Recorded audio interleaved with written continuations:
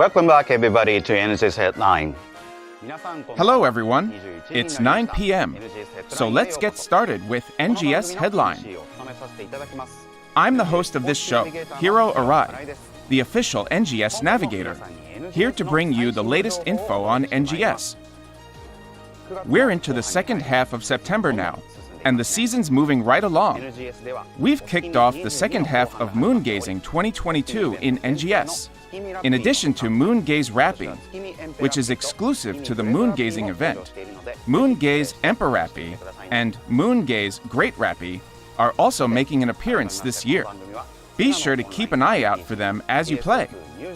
Once again, this program is to inform players about the present and future of Sega's online RPG, PSO2 NEW GENESIS, or NGS for short, with info on current operations, future updates, campaigns, and more. This is a pre-recorded broadcast. If you would like to watch it in Japanese, you can check it out on the Japanese NGS YouTube channel.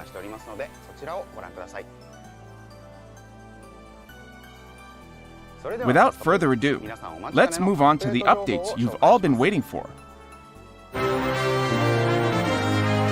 NGS Hot Information. First off, I'd like to share some info on the October updates. Let's start with a video.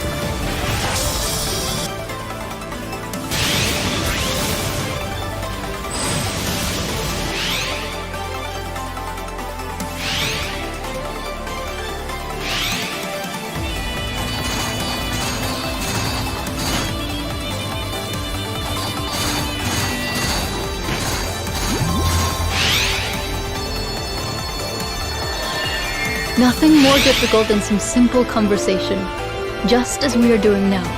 Never once before or since have I seen her like that. Everyone had simply assumed that she had the power of song.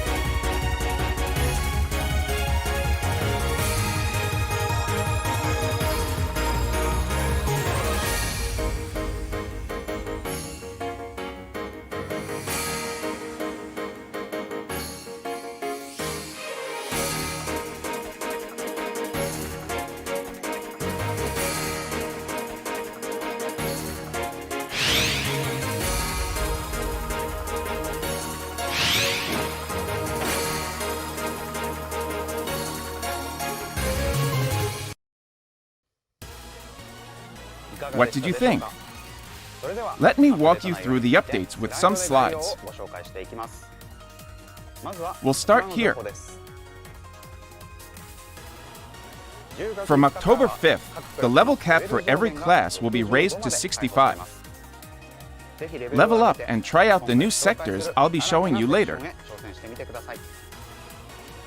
At the same time, we'll be performing a balance adjustment for each class. And a new rank, rank 4, will be added to Retum Alnath and Makwead lower level in the Retum region. This rank has level 60 enemies and a required battle power of 2,647. Furthermore, NPCs will appear in the co-op trials in this new rank. In addition to Aina and Manon, there are different NPCs in each region, like Nedera and Hadi in Retum. Facing a trial with Aina and Manon, in particular, is something to look forward to, since you're guaranteed a PSE burst on completion. Additional titles can be earned by defeating enemies in high-rank sectors.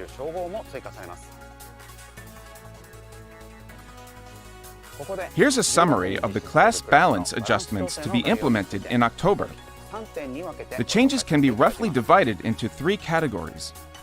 The first is an overall improvement to weapon cancel timing, guard performance, and attack range that will make it easier for attacks to hit and make actions easier to use. Second, potency will be increased for certain actions, including photon arts.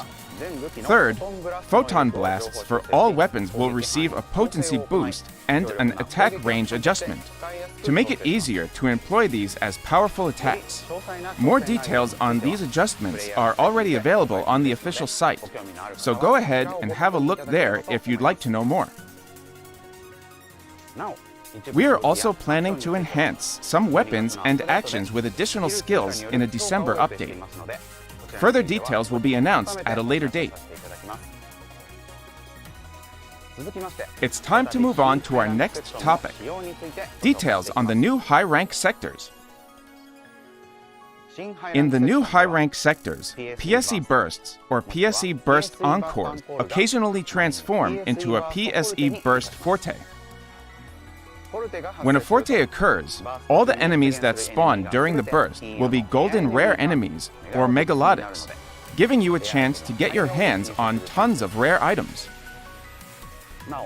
And encores generated from fortes always become fortes.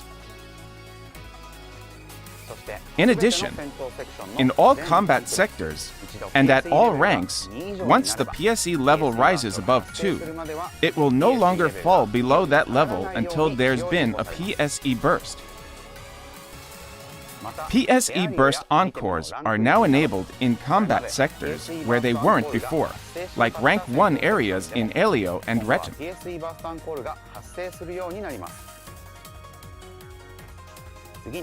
Next up is a note about drops. In the new high-rank sectors, the 7-star rarity Rugged Weapon series has been added to drops for all enemies, and the drop rate has been set higher than in other combat sectors. The arrival of high-level augments like Might 4 and Soul 4 will help tune up your equipment for these demanding new sectors. Plus, you can grab 7-star Ephidus armor, Belta, which increases ranged and technique potency from item drops in the new rank in Retum.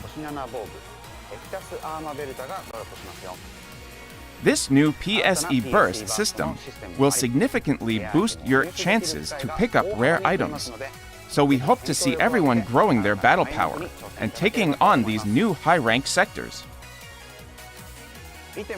A new rank will be added to the 3 types of urgent quests in Retum. Enemies will be at level 65, and the required battle power will be 2,878. Trigger quest versions of these urgent quests will also be available. You can get the triggers at the Alliance Badge Exchange Shop. You can accept orders from the quest counter at any time, as long as you have the corresponding quest trigger for each quest. The quest content and number of participants will be the same as the urgent quests. Completion rewards are guaranteed to include the new level 4 augments. You may even get a Rugged Series weapon drop. In addition, the support NPCs that have been offering aid in combat sectors will now also participate in urgent quests. The conditions for deployment are the same as in combat sectors, and the number of support NPCs is automatically adjusted based on the number of players. If you wish to disable support NPCs, you can do so from the matchmaking settings. That brings us to Battle Dia. A new rank will be added to the purple version of Retum Devastators. Enemies will be at level 69, and the required battle power will be 2,972. Gigantics that spawn in the exploration sectors will also be raised up to level 69. These Gigantics have a higher rare item drop rate, giving you a better shot at powerful augment capsules like Gigas Might 4, as well as revival weapon camos and motion changes. Don't miss this chance at some primo loot. We're adding the new 7-star rarity Obsidia weapon series. The weapons of this series have a clear glass-like look. You can get them as drop items from enhanced enemies. Later on, you'll also have the chance to grab them as new drop items from additional high-difficulty trainee quests and new title rewards, which I'll talk about later. But until then, they will only be available from enhanced enemies. The enhancement level limit for 1 to 6-star rarity equipment will be increased to plus 60. You'll be able to increase their attack and defense with the same quantity of arms refiners as the current material requirement. However, the number of augment slots will remain at 5. Furthermore, level 5 potential will be unlocked for weapons. As with previous potential levels, this upgrade can be obtained using NEXQs.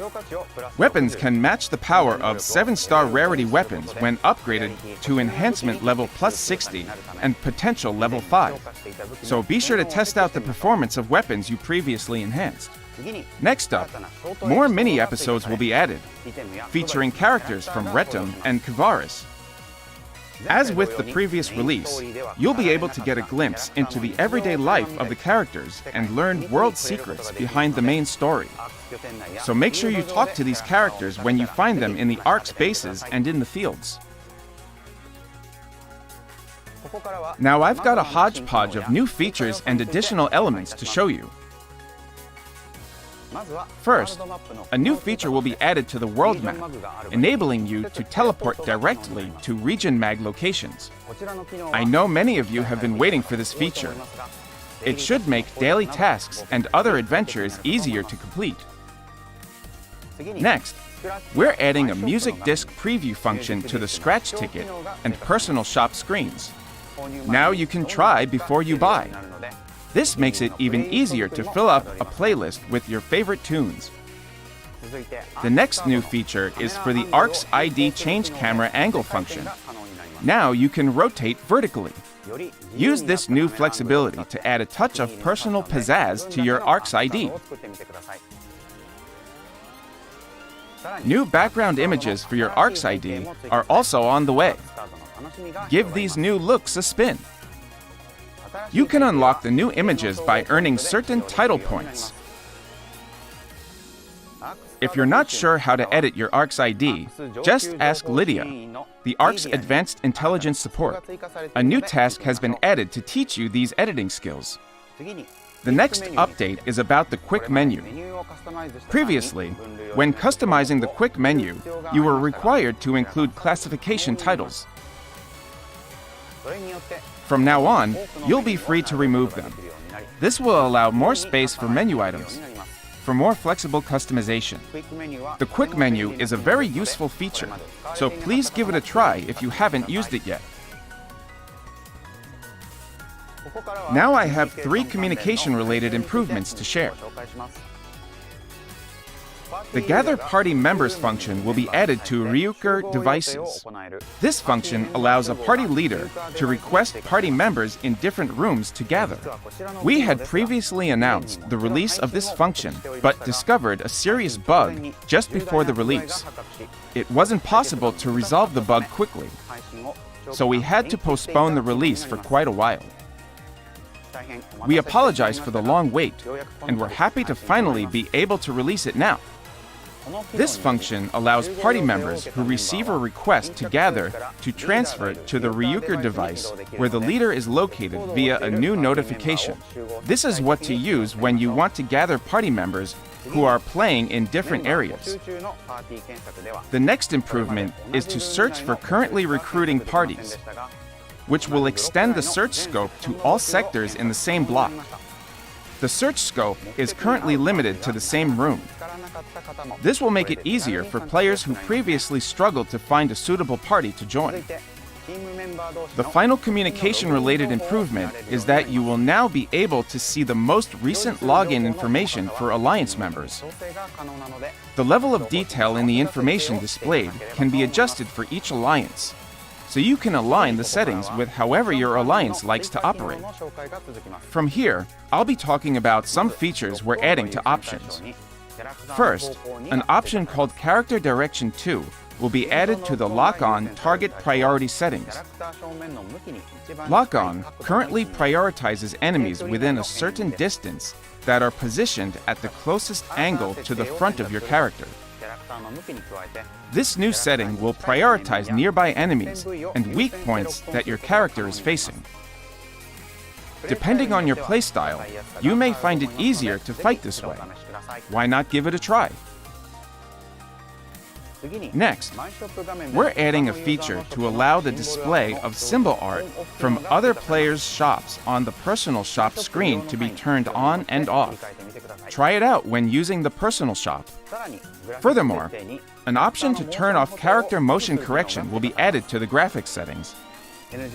NGS incorporates motion compensation features, such as automatic adjustment of characters' knee angles during step positioning, so that characters stand more naturally on the terrain. However, sometimes this results in poses that players did not intend, which can be an issue, for example, when taking screenshots. But now, if you run into this issue, you'll be able to turn off this function manually. The next options update is also graphics related, simple model display. You'll be able to choose your character's simple model from 3 types: the current silhouette, the previous white, and the newly added translucent. Give them a whirl and find your favorite setting. Please note that using translucent will slightly increase processing load. Finally, I'll be introducing 2 new features that were not included in the video or the slides. The first one is the HDR setting under the graphics settings. This feature will let you see the game with newly vivid colors and high brightness levels. We encourage everyone with an HDR-capable environment to try this setting. Next up is the Play Character Video function under the Select Character screen. This function enables users to play the title screen opening movie with their character taking the place of the main character. Please note that this movie playback feature is only available on the PC version. Next up is the Scratch Ticket coming October 5th. This ticket is part of our collaboration with Melty Blood Type Lumina, the latest title in the 2D fighting game series. Cosplay as the characters Shiki Tono, Arcade Brunstud, Akiha Tono, or Seal with these outfits, hairstyles, and weapon camo. That's not all. This scratch ticket has other collaboration items including emotes, motion changes, stamps, music discs, and more. Please note that the lineup will include non-collaboration items such as prizes from past revival tickets. So don't miss out. Following Retum, new ranks will be added to 2 combat sectors in Kavaris, 3 urgent quests, and Battle Dia, Purple, starting October 12th. The various specifications will be similar to those for Retum as introduced earlier. But the Kavaris co-op trial will feature Aina and Manon, as well as Mary, Kuka, and their siblings.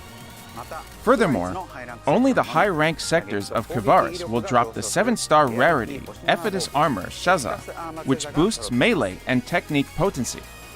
In addition, a new weapon camo, Shektel Almaty, will drop in the new rank in Battle Dia Purple in Kavaris. The SG Scratch Ticket Refined Form 7, coming October 12th, will feature outfits like N. Riedel Minadol and N. Duskwake Regalia that were ranked in the survey for outfits to be remade for NGS, as well as cast parts adjusted to NGS specifications.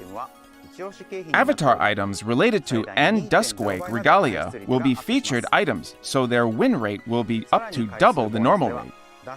Plus, the play bonus will include a dash motion changing item.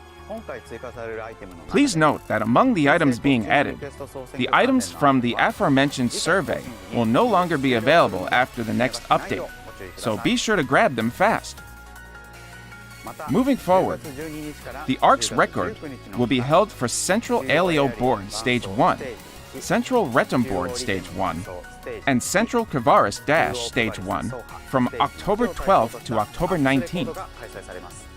Rewards are based on the final record, so keep challenging yourself to stay on top.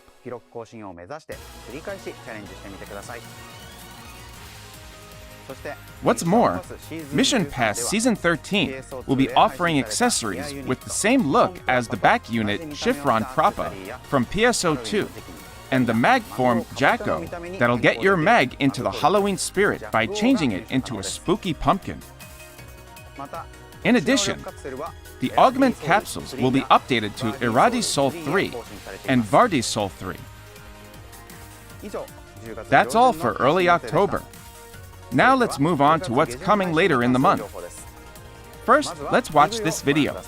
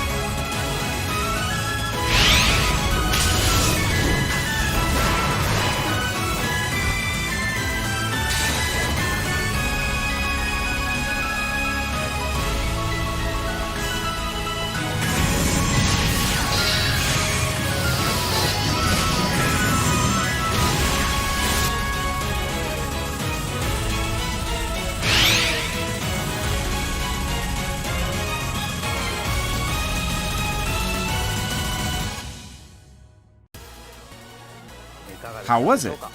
Now let's take a closer look with these slides.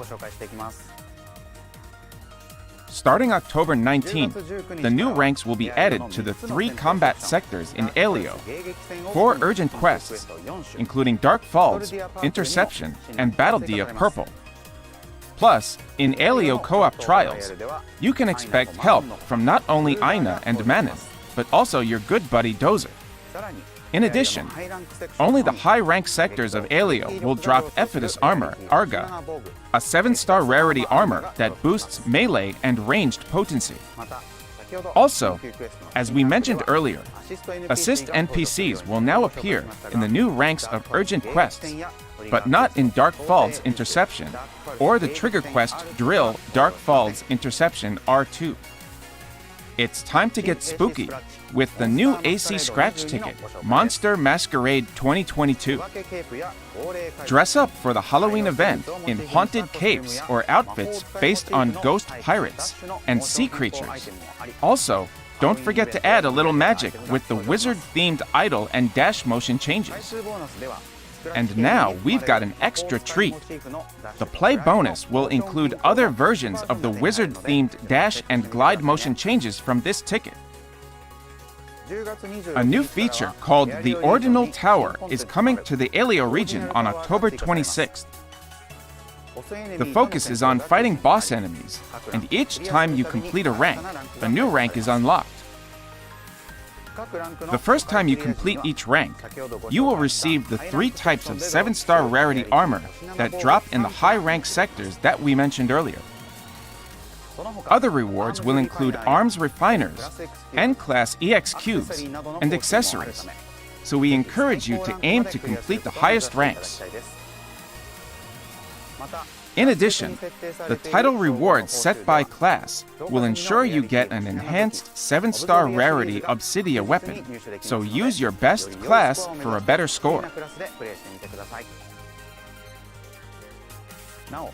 Note that if you have completed Chapter 1, the side task, Ordinal Tower Training will be added to the ARC's General Tactics Instructor Schlatt's list, so you should try to take on this task first.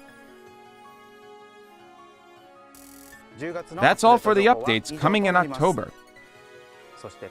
Take a look at the long version of a short video that was previously released on our official social media and other sites.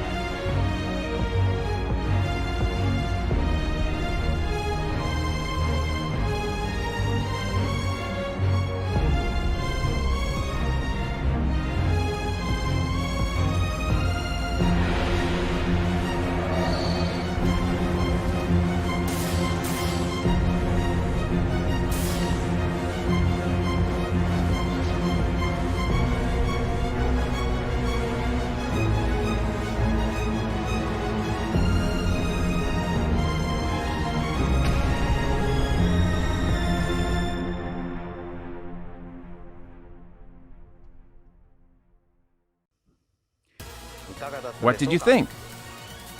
After the frozen wasteland of the Kavaris region, we've got the volcanic Stia region coming in hot. I can't wait to see what adventures await us here. There'll be more detailed information in the next stream, so please stay tuned for that. That's all the update info we've got for you today. Next, we have this. NGS Operation Report. For this segment, the NGS Operation Report, I, Hiro Arai, selected questions and opinions from players that I then asked the development and management teams. And now I will bring you their answers. Here is the first one. When do you plan to implement the Region Mag buff override that you previously announced? In response to your feedback, we are sorry for the delay. We are working on this change and plan to release this in an update in December. It will be possible to extend individual Region Mag boosts by feeding them additional material items. That was their answer. Next, we have this question. My motivation to play always takes a hit when the PSE gauge level drops. Is there anything you can do about this? In response to your feedback, in October, we plan to adjust the PSE bursts so that they never drop below level 2. And in addition to that, we have something else planned for the December update that will help keep you motivated even if the PSE gauge level drops. That was their answer. Furthermore, after some discussion, we decided it would be detrimental if the gauge never drops at all. Doing this would force us to reduce the number of PSE bursts. Otherwise, they would be spouting up left and right all the time. Many users would not agree with this kind of change. So the dev team said they will be looking into other ways to improve this aspect of the game. Here's the next one. When you are downed in Trinitas, you have to stay like that and wait until time is up to get your reward. Can you change this so I get my rewards even if I abandon the quest? In response to your feedback, in the future, we are considering changing it so that when all party members are incapacitated, the quest will end after a few seconds and the party will receive rewards according to their clear rank. That was their answer. Moving on to the next one. With all the new regions, gathering materials like minerals now takes up so much of my time that I don't get to play any other content. Please reduce the distance required to gather materials so that it takes less time to get everything. In response to your feedback, in response to your comments, we will look into making adjustments to the gathering locations, especially in the Elio region, where it is particularly difficult to collect materials. We will also make sure to consider this when deciding where to place gathering materials in the Stia region, which is coming in December. Here's the next question. There was an announcement in a previous stream that the next time there are Rappy spots, they will spawn where dread enemies have been defeated. However, that means that the spot gets even further away for players who are fighting other dread enemies. Can you please reconsider this? In response to your feedback, we have heard your comments and thought about this issue again, and have decided that the highest priority should be to ensure that players who have defeated the dread enemy can get to the Rappy spot. We will implement the changes to the spawning points as announced. However, we will be adding something at the same time that will help to avoid inconveniencing players who are fighting other dread enemies in a different location to get a Rappy spot. This was their answer. The development team is currently discussing additional measures, and we will let you know when the details are finalized. Here's the next question. The implementation of features similar to personal quarters and alliance quarters from PSO2 has been announced for after spring 2023. I can't wait that long. If it is already in development, can you at least give us a sneak peek at what's coming? In response to your feedback, this has been requested by a lot of players since the start of NGS, and we apologize for the delay in bringing you this content. As we have mentioned in the past, we are working hard to bring you new and exciting content in as polished a state as possible, so we can't rush these things. But of course, it's not good to keep you all in the dark. Although this is still under development, we will gradually increase the amount of info we share with you. But please be aware that this will be info about a still in-progress version of this feature. That is what they said. I'll try to pick up as many questions as possible about the personal quarters and alliance quarters in the comments during each stream and present them to the dev team. When I have news, I will share it with you as soon as possible.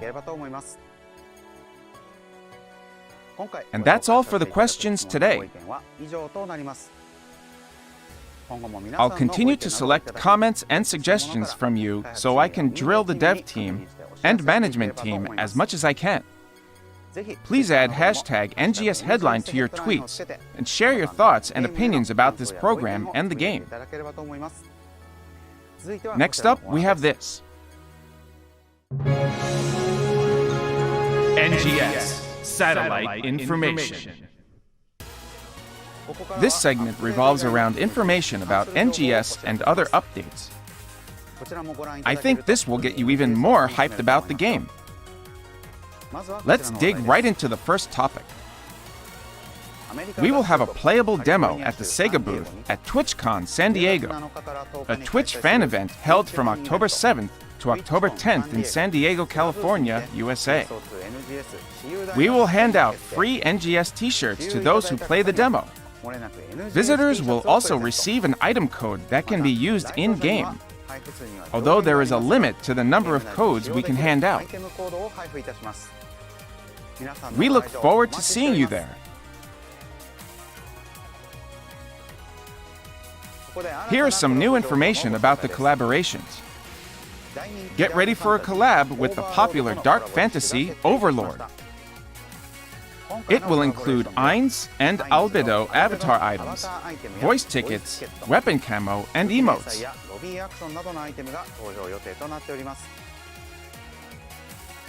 Here is a brief introduction to Overlord. Overlord is a fantasy series based on novels by Kugane Maruyama, currently being adapted into various media, including anime. Over 11 million copies of the books have been published, making it a major hit. The fourth season of the anime started airing in July 2022 as well.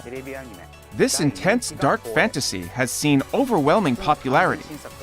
What's more, the production of the first original movie in the Overlord setting, The Holy Kingdom, has also recently been announced. Now check this out. We'll be holding a campaign where you'll get gorgeous extra goodies based on the amount of AC you purchase. This is a great chance to get extra loot with your AC purchases. In the SG shop, a special bundle with N rare drop rate, 24-hour plus 100% material storage use, 30 days S, and 10 PSO2 10th SP scratch tickets will be available. You can also get a good deal on another bundle with N EXP earned 24-hour plus 50%. These will especially be handy when getting your character ready for the new high-ranked sectors and upcoming content. Here are the campaigns starting from October 5th. First, we've got a boost campaign where you can get a significant EXP boost inside the combat sectors for beginners. It will also include rare drop and EXP boosts for the newly added combat sectors. Not only that, but we also have a pre-announced Urgent Quest boost campaign in the works. A detailed schedule will be released at a later date. And to get you into the spooky spirit, there'll be a Halloween costume campaign starting October 26th. We will also be treating you to a Halloween login bonus and a Use the Salon to Your Heart's Content campaign. No tricks involved. All menu options that normally require the use of a Salon Pass S or a Salon Free Pass will be available free of charge. Plus, you will receive up to 2 N color change passes during the period. Lastly, let's take a look at this. We have reached 10 million registered ARCs worldwide. We'd like to thank every single one of you for enjoying PSO2 and NGS. Thank you very much. We are preparing a campaign to commemorate this occasion, so please stay tuned for more details. That's all for this episode of NGS Headline. Please share your thoughts and feedback on the program and the game using the hashtag NGS Headline. I will continue to be the bridge between all of you out there and the development team, so together we can make NGS an even more fantastic game.